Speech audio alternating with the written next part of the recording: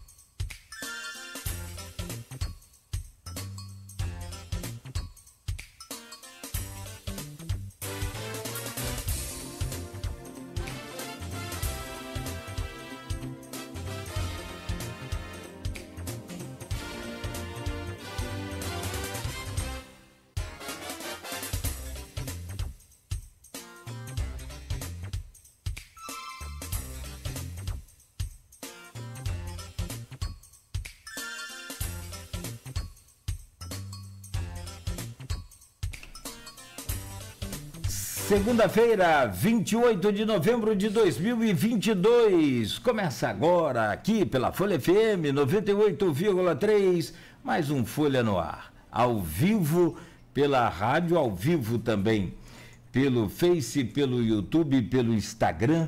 Daqui a pouco você pode acompanhar este programa em podcast e logo mais também tem reprise na Plena TV. 28 de novembro, dia de jogo da seleção brasileira pela Copa do Mundo do Catar. E nós vamos acompanhar tudo a partir de agora aqui com o Folha no Ar. Claro, com destaque para todas as informações importantes para você começar este novo dia, essa nova semana. São 7h06 em Campos. Muito bom dia, sejam todos bem-vindos a esta edição. E olha, o Instituto Nacional de Meteorologia prevê chuva para hoje. Aliás, tá chovendo e muito. Final de semana foi de chuva, muito forte aí em toda a região, né? Chuva acumulada. E para hoje, o Instituto Nacional de Meteorologia prevê mais chuva. A máxima é de 27, a mínima é de 22. Neste momento faz 23 graus e tem chuva na cidade. A Defesa Civil de Campos alerta para um volume de chuva muito grande desde sexta-feira, né, até quarta-feira. Então fique atento aí, principalmente você que mora nessas regiões alagadiças ou até nas ribeirinhas também. Fique atento aí. Muita chuva aqui para Campos, com o alerta aí da Defesa Civil, com um trabalho dobrado também durante esse final de semana.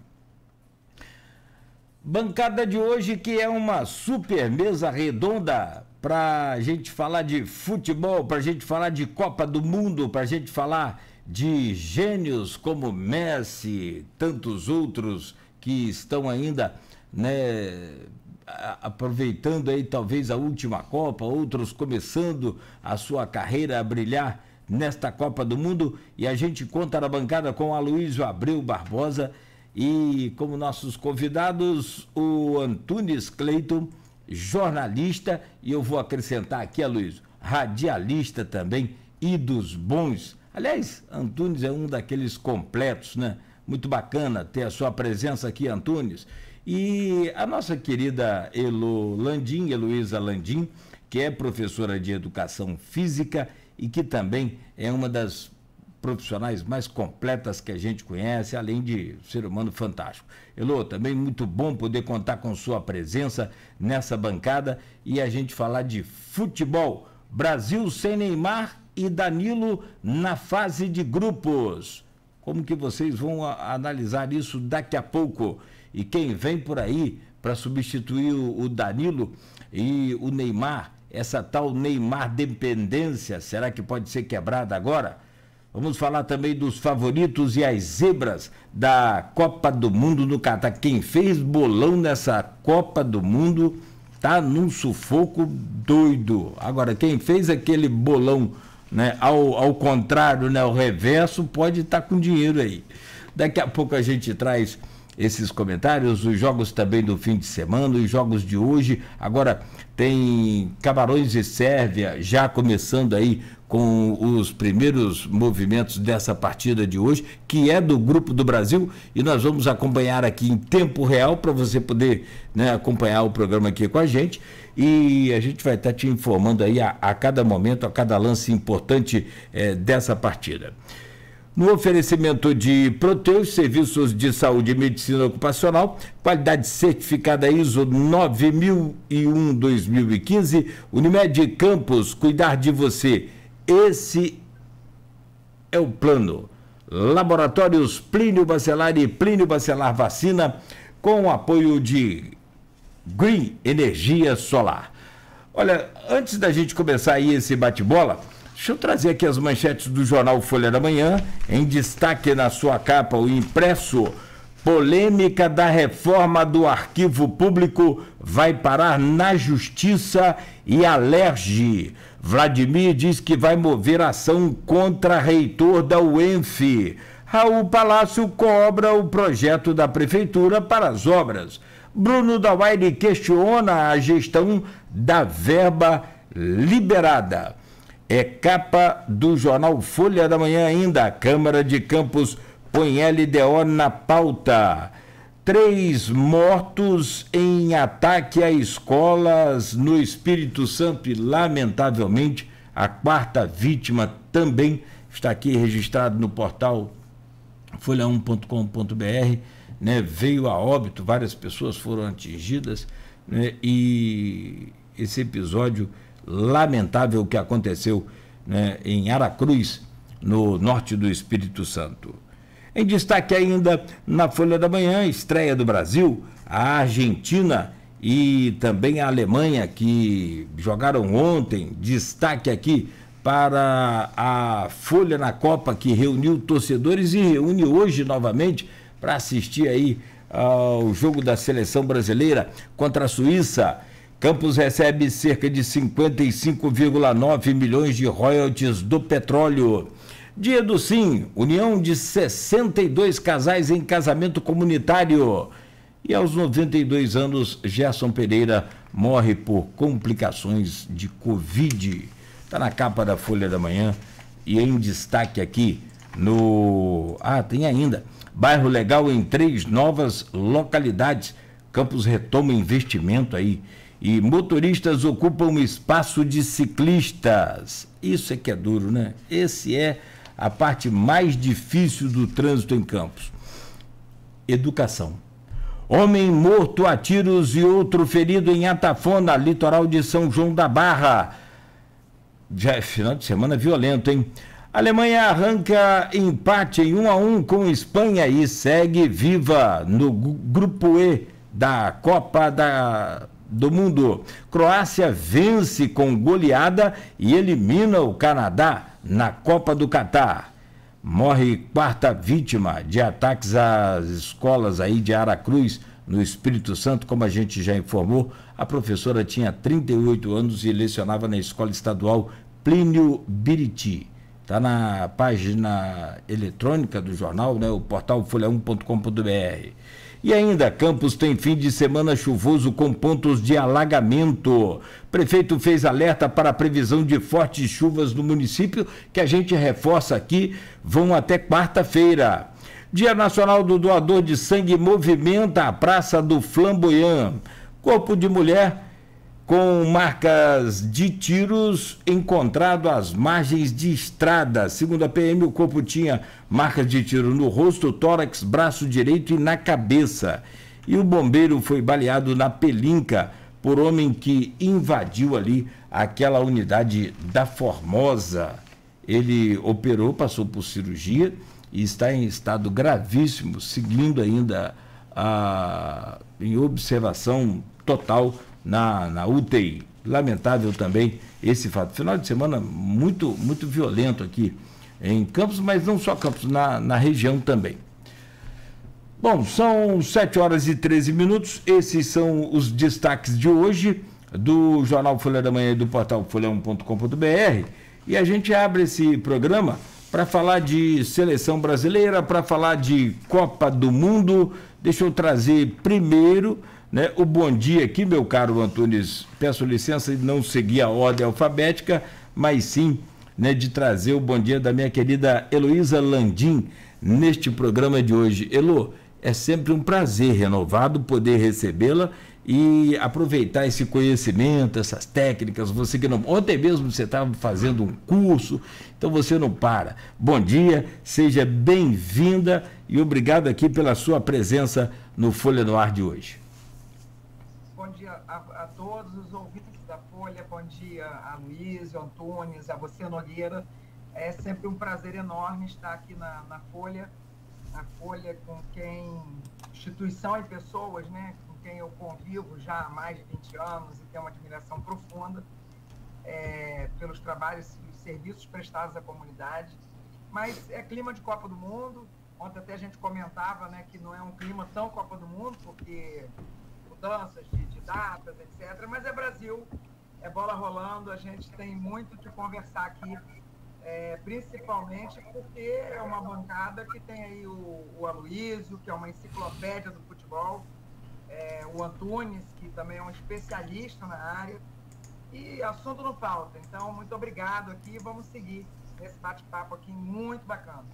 Antunes, como bom plantonista do rádio, como jornalista, dispensa comentários, mas como bom plantonista do rádio, está com o seu radinho lá ligado, ouvindo, né, o retorno sem interferência. Muito obrigado, Antunes, por nos emprestar também aí esse conhecimento nesta manhã de hoje. Você que tem uma caminhada longa nessa estrada do futebol, do esporte como um todo, né, e bom para a gente comentar, para a gente entender como é que passa pela sua cabeça, pela da Elo, o novo futebol, eu diria assim, ou pelo menos essa nova era do futebol. Bom dia, seja bem-vindo, Antunes, também a sua casa, por que não? Bom dia, Cláudio, bom dia, Luiz, bom dia, Heloísa, bom dia aos ouvintes da Folha FM, da Rádio Folha FM. Eu peço licença para dar um bom dia nostálgico aos ouvintes da Rádio Continental de Campos, também no Grupo Folha da Manhã, AM 1270, que foi, na verdade, o meu berço nesse maravilhoso universo da comunicação. Da Rádio Continental, saltei para a editoria de esportes da Folha da Manhã, tive como meu diretor de redação Aloysio Abreu Barbosa, nosso mestre Aloysio Cardoso Barbosa, fundador do jornal. Então, eu tenho no Grupo Folha, na verdade, um grande berço, cujo berço menor, né, o berço inicial, foi menor no sentido de inicial. A Rádio Continental de Campos, hoje, Rádio Folha FM. Vamos estar aí, vamos contribuir. Eu quero deixar claro uma coisa que não é minha especialidade, é tática de futebol, é aquela mecânica. Aliás, é a especialidade do Aloysio. Eu sempre tive muita dificuldade, até por não ser... Eu sempre gostei de futebol, mas no aspecto emocional. Nas poucas vezes que eu fiz ponta no futebol, quem não é do rádio esportivo não sabe, evidentemente.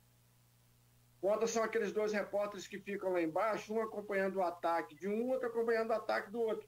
Eu tinha uma dificuldade imensa de memorizar o fluxo da jogada. Eu me policiava para, na hora de um lance perigoso, de um gol, saber todo o fluxo da jogada, porque eu sempre gostei do futebol como uma coisa mais emocional. Então, às vezes, se eu não me policiasse, eu perdia isso. Então, essa mecânica, essa engrenagem, como quem vê o futebol pelo motor dele, eu tenho pouco, eu tenho mais do futebol a coisa da mecânica. Mas, evidentemente, sendo Copa do Mundo, sendo seleções já conhecidas, jogadores já conhecidos do nosso universo, né? Grandes jogadores, os melhores jogadores do planeta ali, a gente, é lógico, vai ter um pouquinho mais de conhecimento desse aspecto, mas vamos ver o que a gente pode contribuir. Não, eu só dei uma gargalhada aqui, porque quando você falou ponta, você puxou lá no fundo do baú. Aí eu falei, rapaz, nós estamos velho, hein? Quanto tempo que eu não ouvi isso. Fernando, Antônio, eu e Gugu, eu e o Carlos Augusto. Carlos Augusto.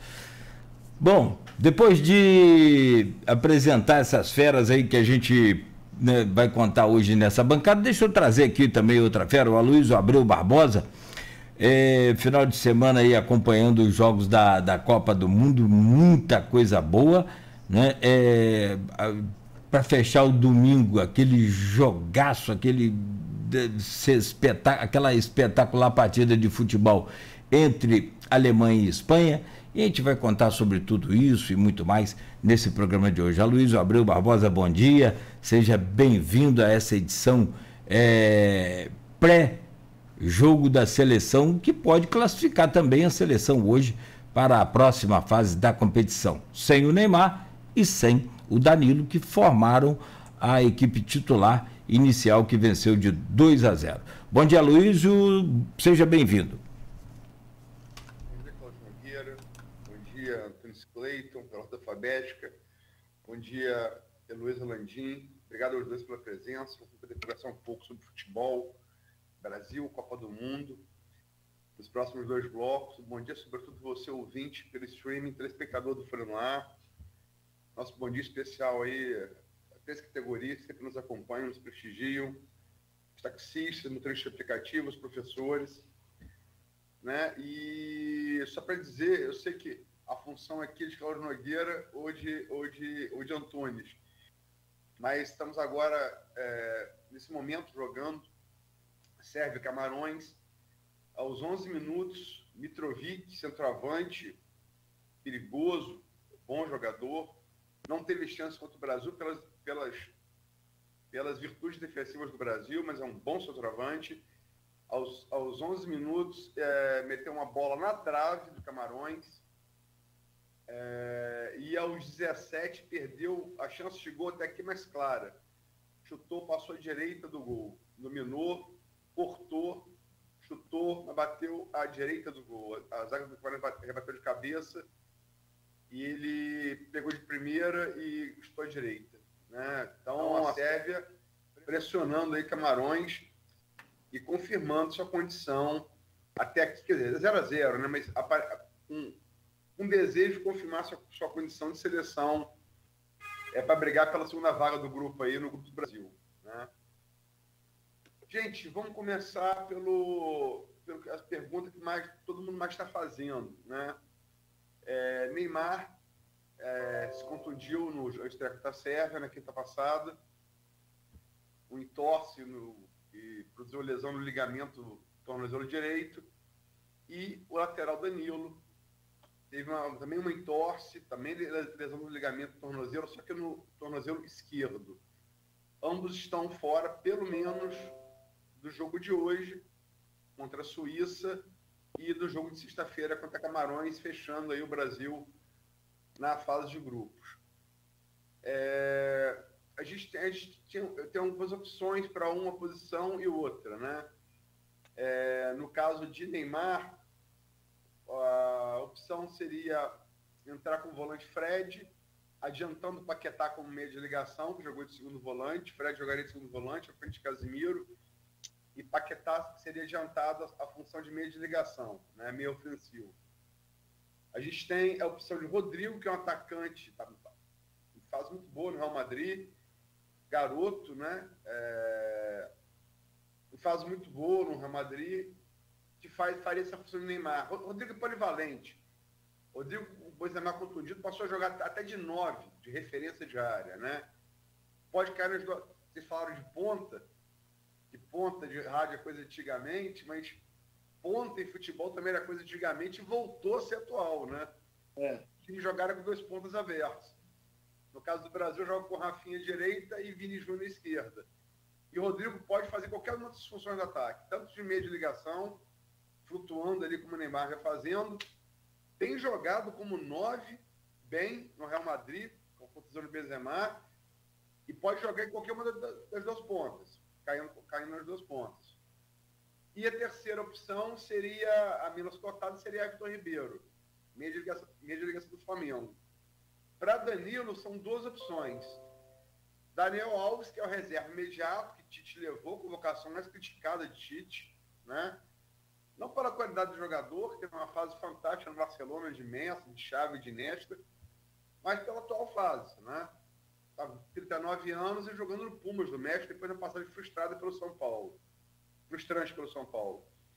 E temos Militão, que é zagueiro, que já jogou na seleção de lateral direito, joga no clube de lateral direito, eventualmente. E como informação, Tite fez treino secreto, mas a imprensa conseguiu vazar e ele fez o treino, o apronto para o jogo, com Lucas e Militão, que é o time que deve entrar hoje, daqui a pouco, contra a Suíça. Como é que vocês veem? Começo pela ordem alfabética por Antunes. Olha, essa coisa da ausência do grande jogador do potencial do Neymar, eu quero até aqui ter uma coleção do Globo, das Copas até a Copa de 78, e tem a página do Globo do dia 4 de junho de 62. Teste que faltava, atuar com 10 homens e sem Neymar, e sem Pelé, 62. Então tá aqui, teste que faltava, atuar com 10 homens e sem Pelé. A gente vai ter, quer dizer, no caso da seleção do Tite, não é um novo Amarildo, não é um homem para substituir o Pelé. Ninguém quer aqui comparar Neymar com Pelé, de jeito nenhum. As proporções, elas são completamente diferentes. Não tem proporção para comparar Neymar com Pelé. Pelo menos eu penso. Já há quem compare Messi com Pelé. Eu não ouso fazer essa comparação. Quem viu Pelé, quem não viu Pelé jogar e viu Pelé eterno, sabe o que representa o Pelé para o universo do futebol, para o universo do esporte e para o universo do esporte brasileiro em si. Agora, como que vai ficar essa arrumação sem o Neymar? E a gente não tem ainda a convicção, a certeza de que o Neymar vai voltar para essa Copa do Mundo, vai voltar a jogar essa Copa do Mundo. Há muita informação diferenciada, de que traz variantes de que vai voltar e de que não vai voltar, é complicada. Agora, eu acho que o Tite faz a melhor escolha a se lamentar, no caso da lateral direita, ter que abrir mão do Daniel Alves, porque está sendo contraditório. Eu aprendi com você, Luiz, uma coisa que eu trago para a minha vida. Até para errar tem que ter coerência. Até para errar tem que ter coerência. Errou convocando, tem que ser coerente agora de colocar para jogar, porque não era o líder espiritual que a seleção precisava. Não era o motivador. Então leva o padre Paulo Ricardo, leva o padre Fábio de Mello, convoca um deles dois. Não é por aí que se tem que avaliar a questão do Daniel Alves. Se convocou, agora, amigo, segura. A batata tá quente, segura. Bota para jogar e vê o que vai dar. Pelo menos 30 minutos e faz uma substituição, coloca um apoio para ele, enfim. Mas eu acho que a decisão pela substituição do Neymar para formar, porque o que vai acontecer é o seguinte, o Tite não tem um camarada capaz de substituir o Neymar. Esse aqui entrou no lugar do Neymar e resolveu. Resta saber como é que vai ficar o trauma dessa seleção. E acontece o seguinte, quando você pega a seleção de 62 no Chile, a própria seleção, até a seleção de 82, aquela grande seleção de 82, você olhava para a seleção e via senhores jogadores de futebol, jogadores experientes, com uma idade mais avançada. O futebol não tinha a dinâmica que tem hoje. Hoje você vê uma seleção de meninos. E se não for uma seleção de meninos, não passa da primeira fase.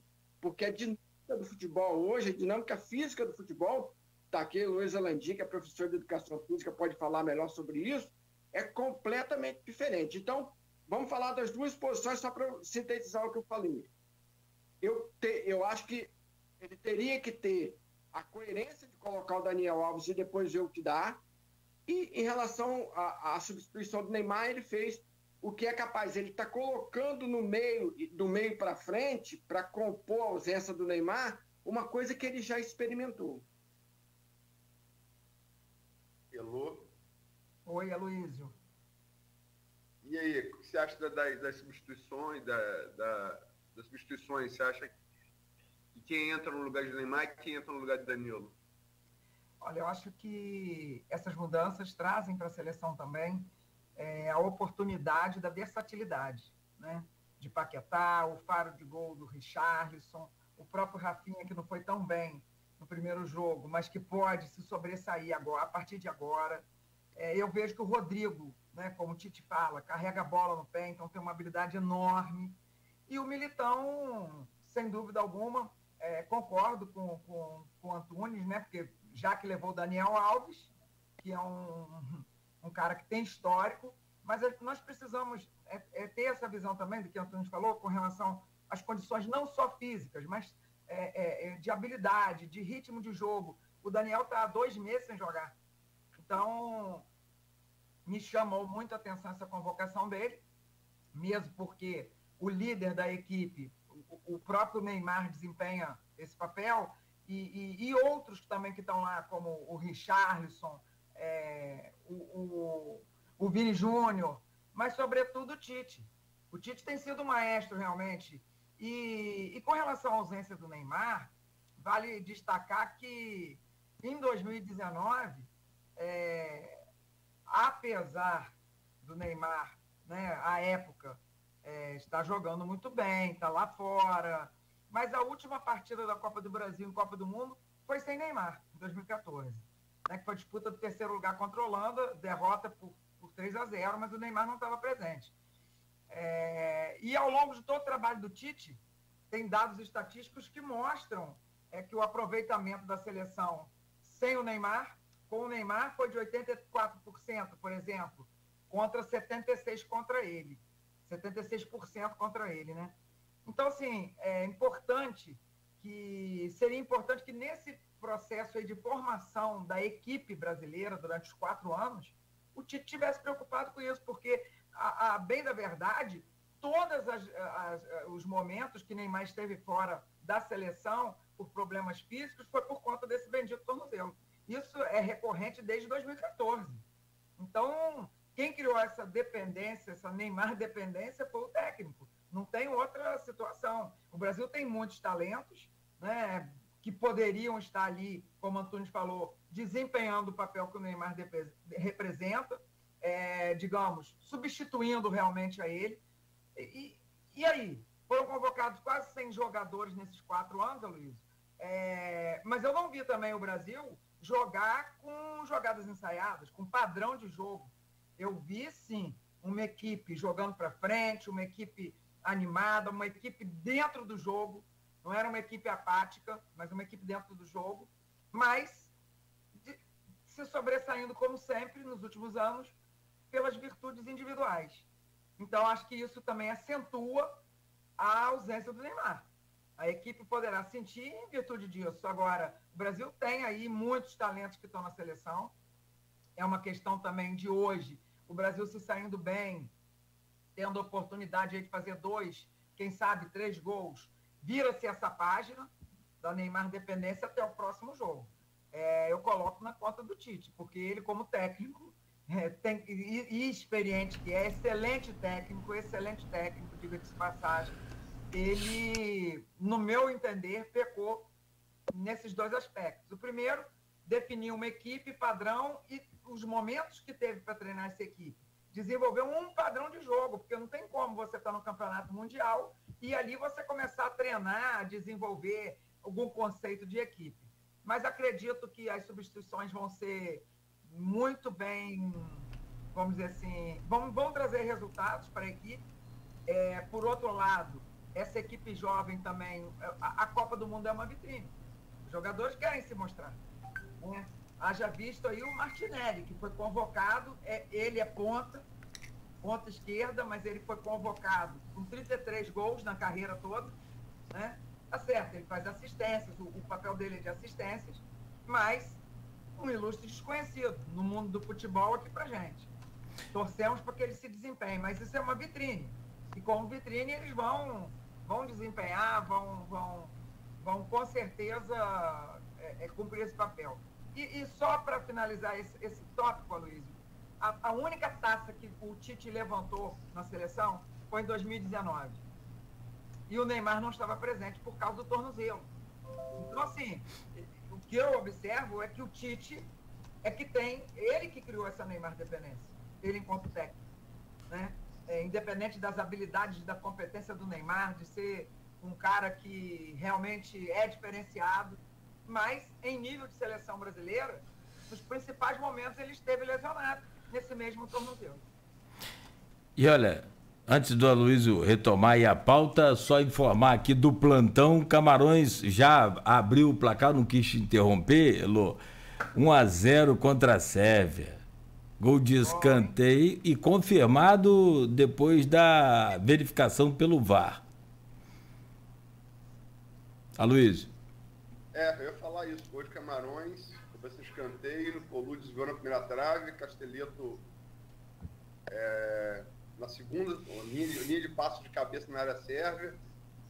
E Seque serve aqui. Acho que a Sérvia tem mais qualidade que Camarões, mas, enfim, abre o placar Camarões. A Sérvia pressionando, né? Cobrança de escanteio. Agora, um time tão alto quanto a Sérvia, tomar gol de linha de passe de escanteio na área é brincadeira. Tem alguma coisa errada. É brincadeira. E com detalhe, né? Camarões teve um titular da seleção expulso da delegação no último momento. Aí, antes desse jogo aí, né? É o goleiro, né? Goleiro. Foi o goleiro, foi. Jogando com. Má conduta fora de campo, né? Petkovic deve ter jogado a mesa de café da manhã para cima com o prato. E a curiosidade, você tem, além de Petkovic, que é o sérvio que fez muito sucesso no Brasil, após passagem pelo Real Madrid, não tão exitosa, você tem 2 ex-craques dos dois lados ali no banco de Camarões e Sérvia, né? Você tem Dragan Stojkovic, técnico da Sérvia, e Samuel Eto'o no banco. Se os dois jogassem, acho que elevava a qualidade do espetáculo, né? Mas lembrar, eu concordo com o Elô que Tite, como qualquer técnico, né, é culpado por manter um time dependente, um esporte coletivo dependente de um jogador. Mas a contusão dele em 2014 não foi no tornozelo, foi nas costas após uma joelhada de Zúñiga. O jogador foi nas costas, né? Ele, inclusive, foi sério, foi na vértebra, né? Ele poderia até, na época, segundo os médicos, ter ficado com movimentos, né, prejudicados. Agora, vocês acham que vocês arriscariam algum placar Brasil e Suíça, independente da escalação? Começa agora por Heloísa. Olha, Luiz, eu acho que o Brasil já fez a estreia, então aquela tensão da estreia da Copa, que sempre tem, já está superada. Como eu falei, que eu vejo que os talentos são muitos e esses jovens querem se firmar no mercado. Além disso, é Copa do Mundo. Eu daria aí 2-1 no Brasil. Daria de bom tamanho. A Suíça também não tem mais bobo no futebol. O futebol é globalizado. São jogadores de várias nacionalidades jogando em outros países. E,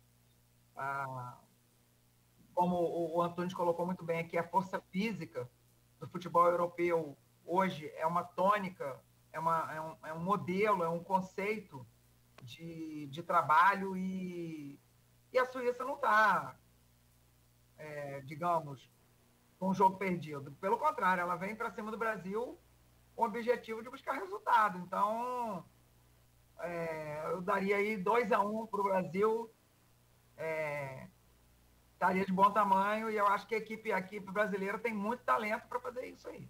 Ou resultados até, digamos, melhores em função da defesa que o Brasil desempenhou. A defesa brasileira trabalhou muito bem no primeiro jogo contra a Sérvia, que é uma equipe muito condensada, é uma equipe que joga em bloco, e uma equipe fortíssima, como você falou, alta, né? As coberturas do Brasil foram muito eficientes, os jogadores voltando para fechar o corredor e tudo. Então, eu acho que 2-1 é um bom placar para o Brasil. Eu acredito nesse placar aí. Tunel? Eu penso o seguinte, eu vou além, eu um 3-1, mas eu faço uma ressalva interessante. Quer dizer, eu acho que não são difíceis, não são tão remotas assim as possibilidades da Suíça tentar aproveitar o instante inicial do jogo, a condição emocional da seleção brasileira, essa mexida, essa mudança obrigatória, entre aspas, pela ausência de 2 jogadores que jogaram como titulares o primeiro jogo, um jogador que promete ser um jogador de primeira grandeza na Copa do Mundo, que é o Neymar. Eu penso que a Suíça pode sim tentar buscar uma surpresa inicial, buscar essa condição emocional fragilizada da seleção brasileira, se ela houver, evidentemente, pode acontecer, e sair à frente do placar.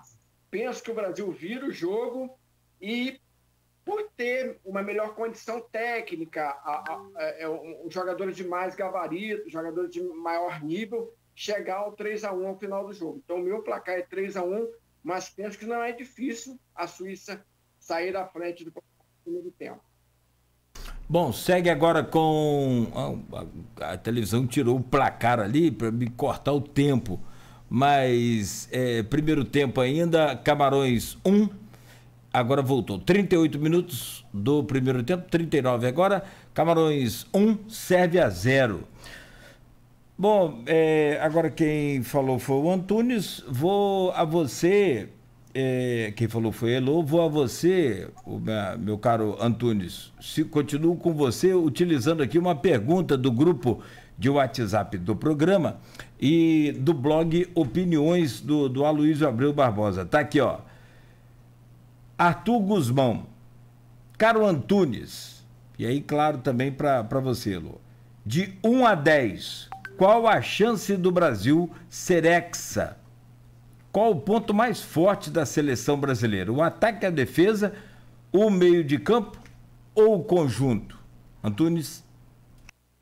Um abraço ao querido Arthur Guzmão, amigão, gente boa, filho do saudoso médico Geraldo Guzmão, que trabalhou com meu pai no Hospital Ferreira Machado, homem de igreja, quantas vezes encontrei com o doutor Geraldo na missa, o próprio Arthur Guzmão, lá no Santuário de Nossa Senhora do Perpétuo Socorro. Aliás, falar em Nossa Senhora do Perpétuo Socorro, está ela aqui nessa manhã de segunda-feira.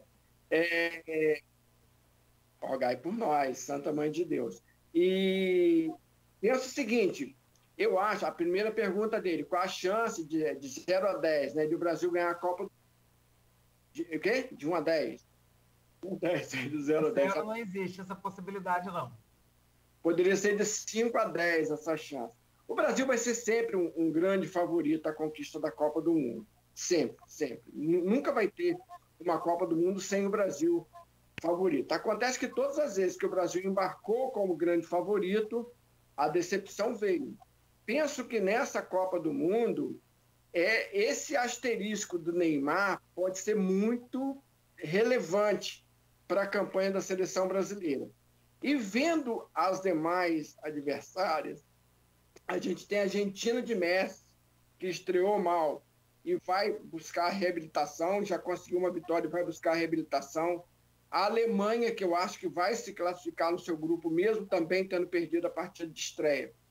O que acontece? Nós temos a França com o Mbappé. O que pesa favorável ao Mbappé em relação ao Cristiano Ronaldo de Portugal, que também tem uma boa seleção, ao Messi e ao Neymar. É que o Mbappé, ele tem uma juventude a mais, ele é mais jovem do que os outros três, o Ronaldo, o Messi e o Neymar, e ele já tem uma Copa do Mundo no bolso. Ele joga com uma paz maior em relação principalmente ao Cristiano Ronaldo e ao Messi, que ainda não conquistaram uma Copa do Mundo. Isso pode fazer o Mbappé jogar um pouco mais solto, um pouco mais leve, e a França tem sim um bom time. Eu acredito seriamente que França e Argentina são os grandes adversários. Mas eu boto de 1 a 7, de 5 a, de 1 a 10, ou de 5 a 10, o Brasil com 7, na possibilidade de o Brasil ganhar a Copa do Mundo. As outras perguntas que o Arthur fez, eu confesso que eu perdi aqui. Sem problema, estamos aqui de plantão aqui para isso. Qual o ponto mais forte da seleção brasileira? O ataque, a defesa, o meio de campo ou o conjunto? O ataque, do meio para frente, o meio e ataque. O meio ofensivo do Brasil, eu acho que é muito forte. Eu temo por uma zaga envelhecida pela presença do Thiago e do próprio Daniel Alves, se vier a jogar. Eu temo por uma zaga muito envelhecida da seleção brasileira.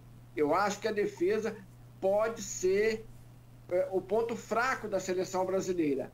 O conjunto, a gente viu no primeiro jogo que não é essas coisas. Eu acho que pesa também muito a falta de um tempo maior de preparação. Eu acho que a seleção brasileira passa muito por isso nas Copas do Mundo, e essa foi realmente muito acentuada. Um tempo muito curto de preparação para a Copa do Mundo, e isso a gente sabe que é muito importante. Mas à frente tem jogadores de altíssimo nível, tem Everton Ribeiro, que pode ser um grande jogador, tem tudo para ser um dos grandes nomes da Copa do Mundo se vier entrar. Tem o Pedro, que eu teria levado em 2018, eu teria levado o Pedro do Fluminense em 2018 para uma emergência, para uma jogada extra, para empatar ou virar um jogo. Eu penso que o Pedro pode ser, sim, esse 9-9 que às vezes a gente precisa, a gente vai precisar. Não adianta que não joga mais com 9. Não joga mais com 9. A gente pode precisar de um jogador à la Boniek, à la Paulo Rossi, à la Nunes, um jogador que empurra uma bola para dentro do gol, um jogador de área, para uma jogada de área. Eu penso que o Pedro pode ser esse jogador, e eu teria levado 4 anos atrás na Copa de 2018. Em 2018 eu teria colocado o Pedro na seleção quando ele ainda era do Fluminense. Então, eu acho que o ataque da seleção brasileira é, sim, do meio para frente, o meio ofensivo e o ataque a grande força da seleção brasileira. Elô, quer que eu refaça aqui Não, estou com as perguntas aqui, mas, chances o Brasil sempre tem. Eu destaco aí que a França, a Alemanha, a própria Alemanha, a Espanha, Brasil e, por que não, a Argentina são favoritos. Os tropeços acontecem. E eu destacaria que o maior patrimônio do Brasil hoje na Copa são Elô, oi. Não tem jeito. Agora eu vou ser indelicado, deseducado, me perdoe, mas você começa a falar, começa a sair gol. Vamos deixar só você falando então, tá, Antunes? É quente. O Brasil hoje. A Sérvia acaba de empatar aos 46 do segundo tempo. A Sérvia não ia deixar barato. Uma equipe consistente. Gol de cabeça do camisa 2. Não deu para ver o nome dele aqui. Fala sobre isso. A altura da equipe. Sim. Os caras têm 2 metros de altura, em média. Pavlovic. Beleza. Obrigado, Luiz. Então, Elô, 1000 perdões. Mas e foi uma jogada disputada, com 2 marcadores sobre ele, um mais em cima ainda, acabou subindo sozinho no final, né? Os caras são realmente grandalhões. Mas repete o nome do jogador que fez o gol aí, Nogueira. Para aí que eu não anotei. Você falou? Pavlovic. Novik.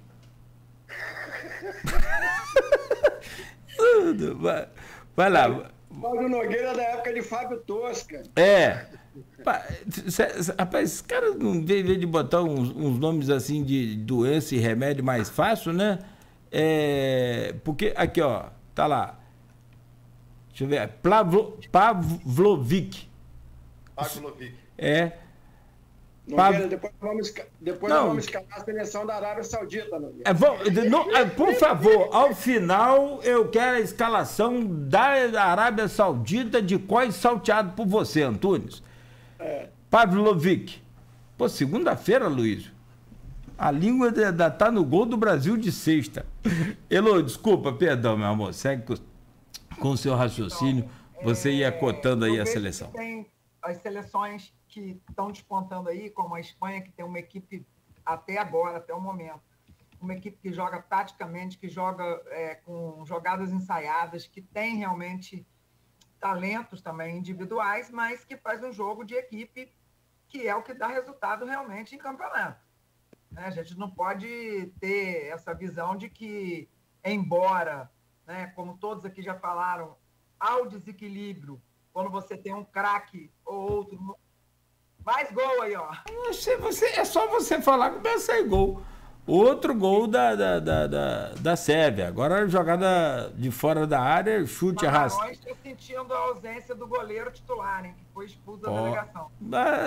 Esse gol, não sei, mas sinceramente, você falar agora com 48 do segundo tempo, nos acréscimos, né, que são 6 minutos, Milinkovic, né? Milinkovic faz o segundo gol da Sérvia. Vamos lá. Então, assim, o Brasil tem chances, mas nós não podemos ficar iludidos também, porque tem equipes que são bastante condensadas no ponto de vista do meio de campo, jogam em bloco e tem treinamento específico para jogadas. Eu diria até que o Tite montou uma seleção versátil, montou uma seleção aproveitando os melhores talentos, salvo alguns que ele não convocou em detrimento de seu gosto pessoal aí, como, por exemplo, Daniel Alves, que foi, e todo mundo sabe da realidade, né? Mas eu também vejo que o Brasil está se destacando individualmente. Com relação ao tempo de preparação, eu não diria que ele é pequeno ou que ele é insuficiente, porque, a bem da realidade, qualquer técnico de equipe de alto rendimento, ele deve se preocupar em fazer um planejamento que contemple minimamente a parte tática das equipes. Não tem como, todos tiveram pouco tempo para se preparar, e nesses 4 anos, qual foi o treino tático que o Tite desenvolveu? Qual o padrão de jogo que o Tite desenvolveu? Bem, eu acredito que até o momento nenhum, né? Nós estamos jogando, aproveitando a versatilidade de cada jogador, estamos aí jogando com os ponteiros, alguns ponteiros mais abertos, e é claro que ele vai variar de acordo com o adversário, né? Com o esquema de jogo do adversário, mas eu sinto muita falta nessa seleção, até o momento, pode ser que daqui para frente mude, de um jogo de equipe. Porque o que nós estamos vendo é um jogo de talentos. Ótimo, maravilha, beleza. Isso desequilibra jogo, isso ganha jogo. Mas, quando a gente fala, vai ter um nervosismo porque não tem Neymar.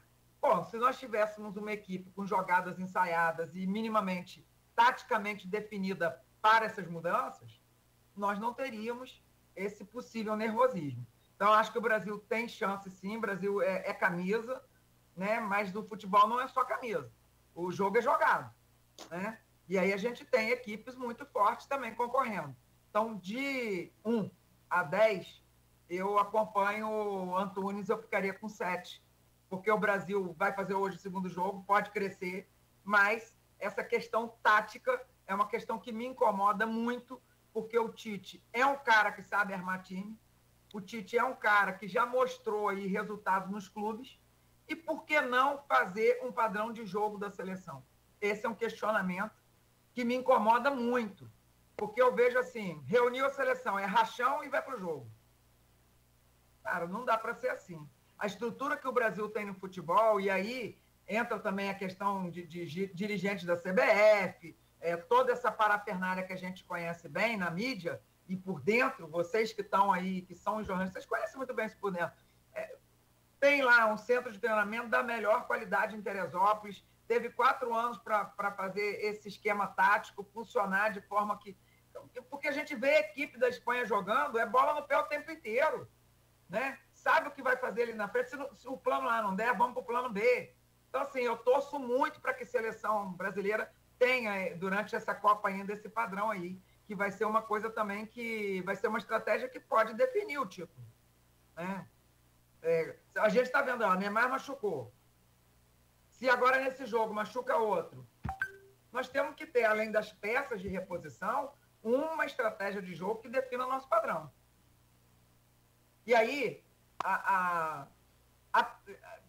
não por ser flamenguista, mas aplaudindo o Dorival fez muito bem isso no Flamengo. O Flamengo jogava o tempo inteiro com a força dos talentos, que o Paulo Souza desmobilizou a equipe toda, não conseguiu montar um padrão de jogo, e o Dorival montou esse padrão. Inclusive, com equipes, vamos dizer assim, com 2 times.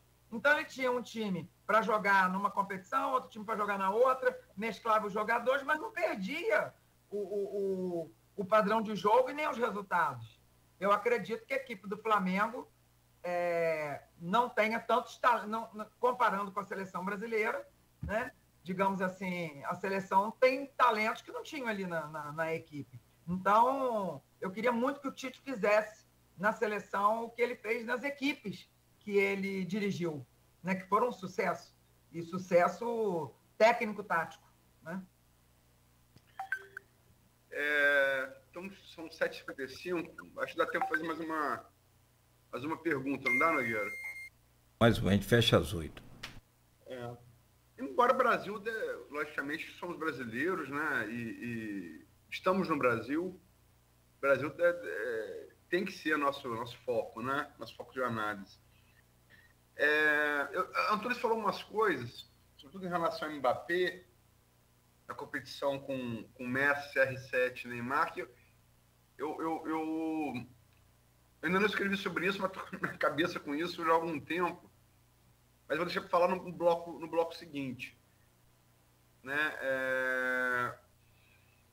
E também falou do negócio do 9. Quer dizer, ontem, a prova maior... Vou fazer uma pergunta simples. Alguém tem alguma dúvida que o Espanha e a Alemanha de ontem, 1-1, foi o grande jogo técnico e tático dessa Copa até aqui? Poderia ser a final, né, Luiz? Antunes? Tranquilamente, o jogo muito...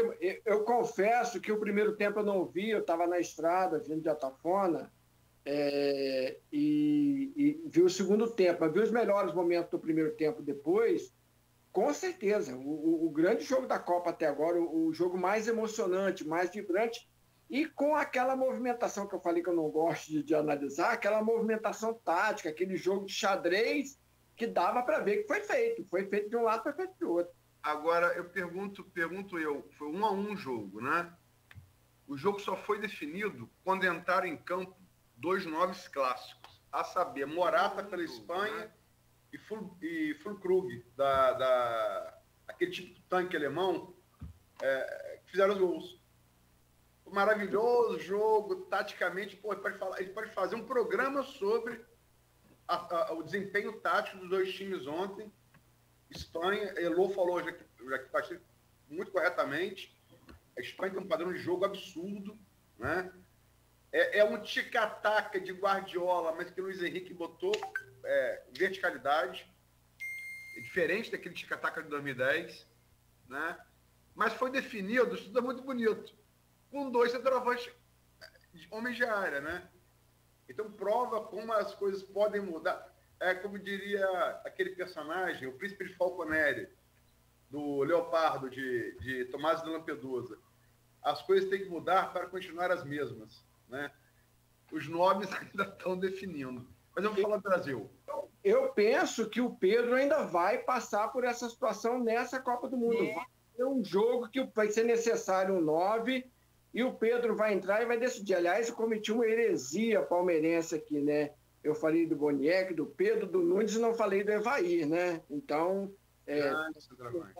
Evair nesse leque aí, nesse cardápio de 9 aí do futebol brasileiro. Então, eu penso que o Pedro vai passar por isso. Vai ter jogo ainda nessa Copa do Mundo, que o negócio vai estar difícil, faltando 20 minutos, e o Pedro vai entrar para resolver. Inclusive, o Boniek e Paulo Rossi, embora atacante, não eram tipicamente homens de área, né? Evair, com certeza, sim. Pedro, com certeza. Eu falo, não eram pivôs, né? Não eram pivôs. Era mais atacante de mobilidade. Mais no estilo Bebeto, assim, talvez, né? Mas vamos lá. Brasil.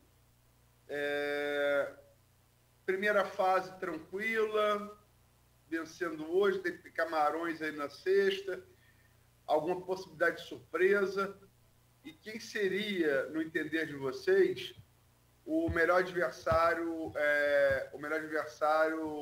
para na fase seguinte, nas oitavas?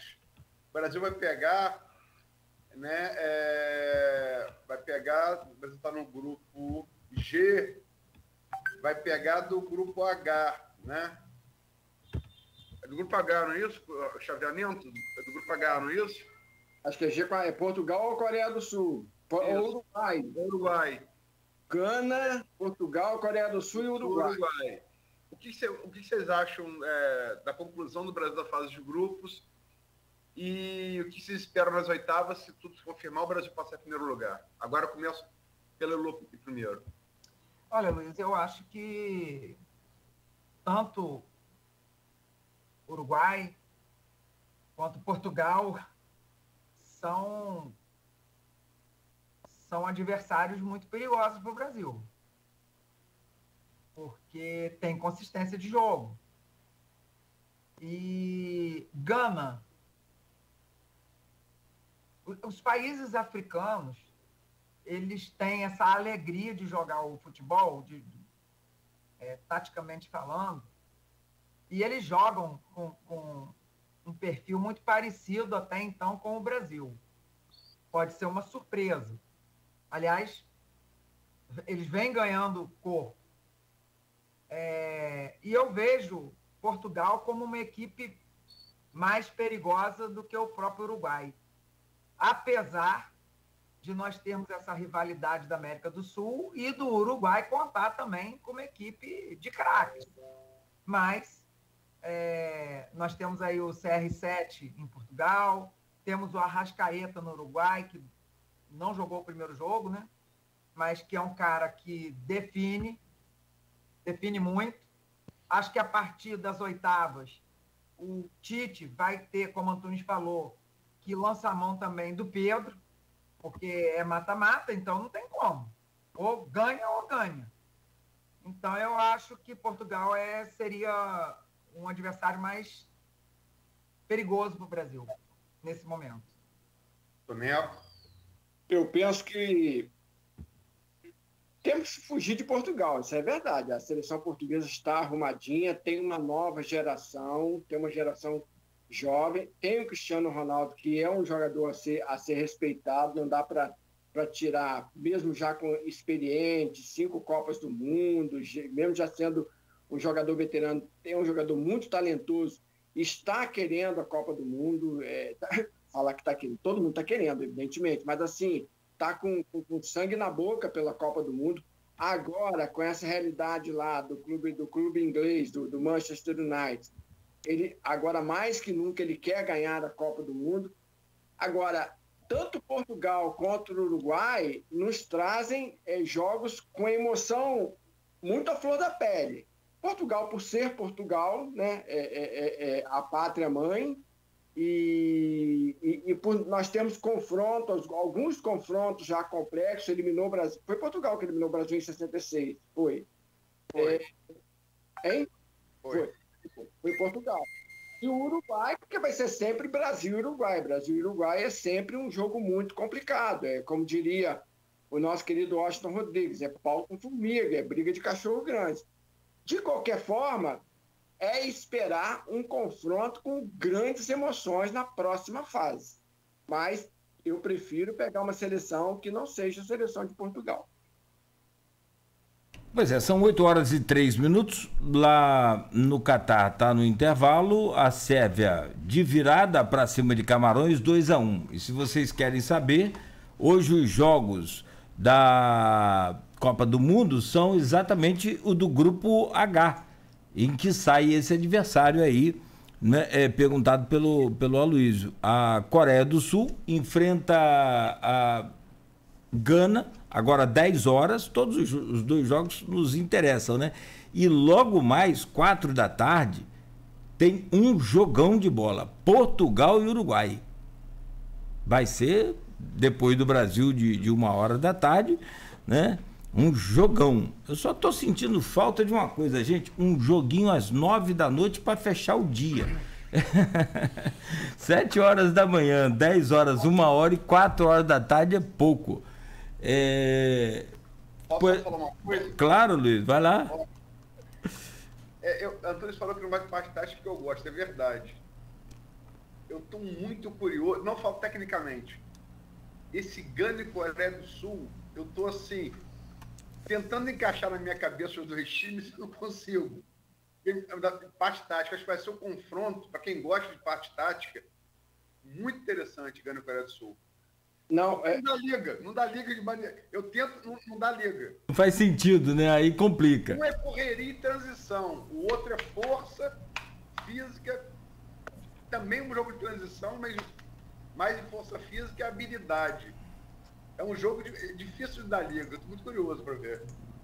Só fazer um comentário também em relação a isso que a Luiz falou, da questão da tática. A Morgana, minha filha mais velha, quando novinha, 9, 10 anos de idade, a gente às vezes sentado vendo um jogo de futebol, começava a Morgana: papai, tem que tirar um cabeça de área e avançar com mais um homem pela direita para pegar esse fragilizado do lado esquerdo e não sei o que. Eu falei: Morgana, pelo amor de Deus, eu quero... É isso que eu leio depois. Ela, desde novinha, ela tinha essa aptidão. Tira um cabeça de área, bota mais um homem, bota esse lateral direito mais à frente, bota outro lateral, que ele tem um vigor ofensivo maior, bota ele para jogar um pouco mais na frente, para empurrar esse lateral esquerdo adversário para trás.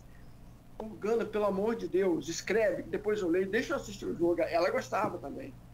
Ela gosta. Antunes, e falando aí dessas questões táticas, hoje nós temos a Suíça se classificou no grupo C à frente da Itália.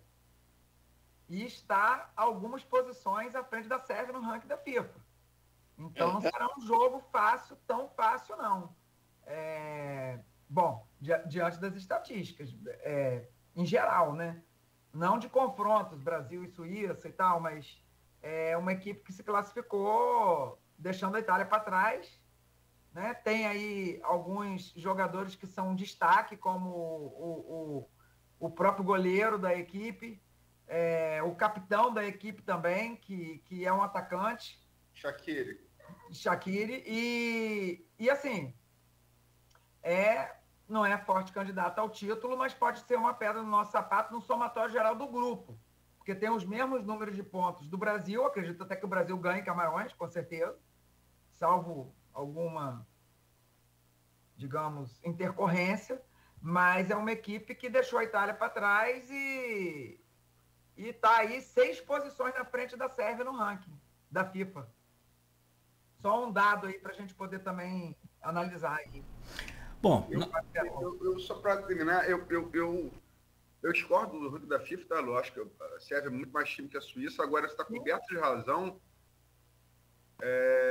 como você fala, que não é baba, e escreve aí, Tite vai entrar com o Militão por causa de Shaqiri, porque Shaqiri cai pela esquerda, ou seja, ele cai no lateral direito. E tem outro jogador, esse é o 9 clássico, Tonel, Embolou, nascido em Camarões, que fez o gol contra Camarões, teve o respeito de não comemorar, por ser o seu país natal, não comemorou o gol. Você está coberto de razão, Elô. A Suíça não é baba, não. Não é, não. Baba, não. E eu concordo com você, Luiz, porque o Militão, além de ser versátil, ele tem força física.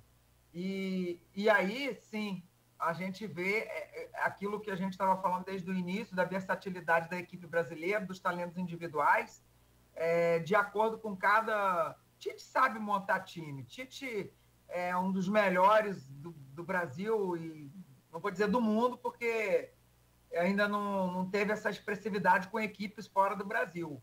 Mas é um cara que sabe, que tem visão, que também quer muito ganhar essa Copa. Né? Quem não quer ganhar essa Copa? Mas as equipes também concordam, a Sérvia é muito mais time. Mas de acordo com o quadro aí de classificatórias para a Copa, a Suíça cresceu muito. Cresceu muito em coletividade, né? Vou te interromper. Perdão, Elô. Pois não, Luiz? Foi mais um gol aí? Não foi gol. Agora eu tô precisando de fazer um gol aqui para mim. Pra gente aqui. Eu vou até dar uma opinião também. Eu tô sentindo falta de criatividade nesse meio ali, aquele homem de criação. Quem sabe Everton Ribeiro não teria um lugar também nessa seleção, mas isso é coisa pra gente falar daqui a pouco. Vamos seguir com um rápido intervalo, uma pausa. Peço licença aí a vocês, Elô, ao meu querido Antunes e ao Aloysio, a você que nos acompanha também. Continue ligado, rápido intervalo para a gente voltar com esse bate-papo aqui, com esse painel da Copa do Mundo, com o Antunes Cleiton, jornalista e radialista, convidado aqui nosso, e a Heloísa Landim, professora de Educação Física também, comentando conosco na bancada, o Aloysio Abreu Barbosa. E o programa que tem o oferecimento de Proteus, serviços de saúde e medicina ocupacional, qualidade certificada ISO 9001-2015, Unimed Campos, cuidar de você. Esse é o plano. Laboratórios Plínio Bacelar e vacina Plínio Bacelar. Com as 8h09, 2 minutos a gente volta aí com novas opiniões e tudo que você precisa saber sobre a Copa do Mundo no Catar. Pagar contas de luz